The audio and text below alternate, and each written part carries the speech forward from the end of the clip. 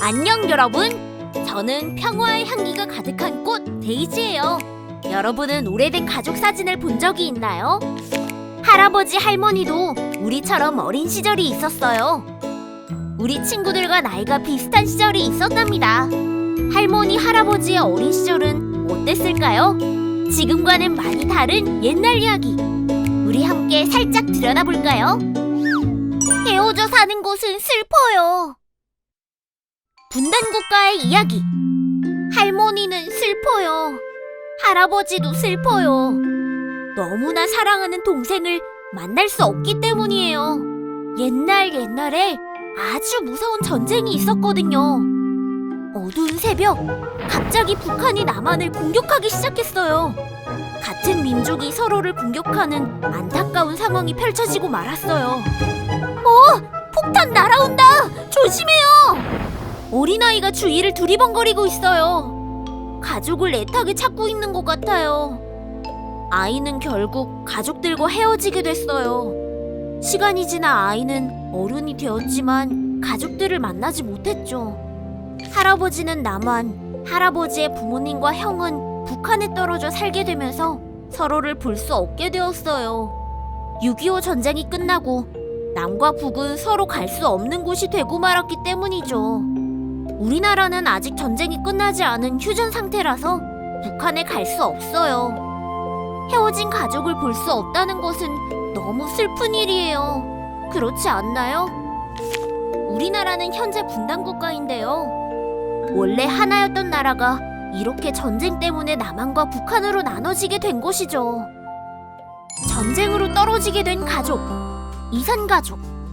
우리나라는 아직 통일이 되지 않은 분단국가예요. 그래서 남한과 북한에 각각 떨어져 지내는 가족을 볼 수 없었죠. 이렇게 전쟁으로 인해 떨어지게 된 가족을 이산가족이라고 해요. 서로 떨어져 살아가고 있는 이산가족들은 서로 보고 싶어도 쉽게 볼 수 없답니다. 가족들을 그리워하며 계속 사진만 바라보던 할아버지. 다시는 가족들을 볼 수 없을 것만 같아 너무 괴로웠어요. 20년이 지나도 30년이 지나도 여전히 가족을 볼 수 없어 답답하고 속상한 마음이었던 거예요. 그러던 어느 날 이산가족이 서로 다시 만날 수 있는 기회가 생겼습니다.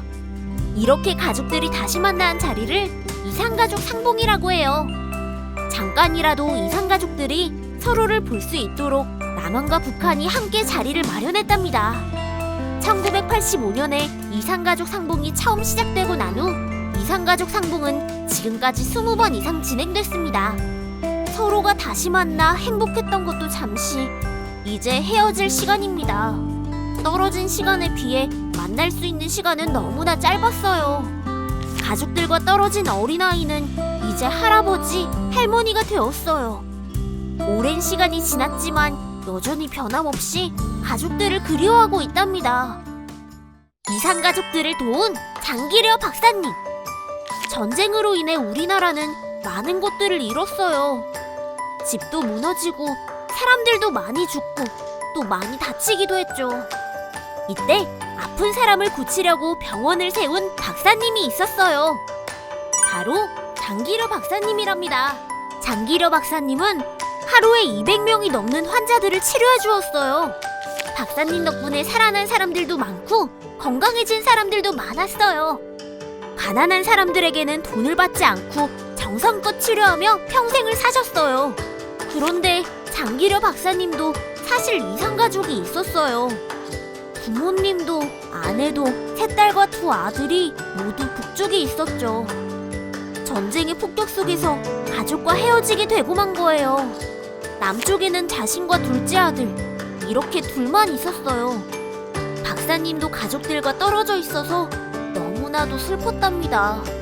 북쪽에 두고 온 가족이 너무 그리웠지만 아픈 사람과 가난한 사람들을 위해 희생하며 봉사했답니다. 그러던 어느 날 장기려 박사님께 엄청난 행운이 찾아왔어요. 드디어 가족을 만날 수 있는 기회가 생긴 것이었어요. 남북 이산가족 만남이 진행되는 동안 장기려 박사님이 헤어진 가족을 만날 수 있도록 나라에서 특별 만남을 마련했어요. 하지만 장기려 박사님은 특별 만남을 거절했어요. 다른 사람들보다 먼저 특별한 대우를 받을 순 없다고 하신 거예요. 이 땅의 모든 이산가족이 다 사라질 때 그때 떨어져 있던 가족을 만나겠다고 말씀하시며 다른 이산가족들에게 기회를 양보했어요. 하지만 결국 만나지 못했답니다. 이렇게 남북으로 갈라져 못 보고 산다는 것은 너무 슬픈 일이에요. 장기려 박사님도 통일이 되기를 간절히 바라셨죠. 박사님은 그렇게 가족을 그리워하다가 늙어 할아버지가 되었어요.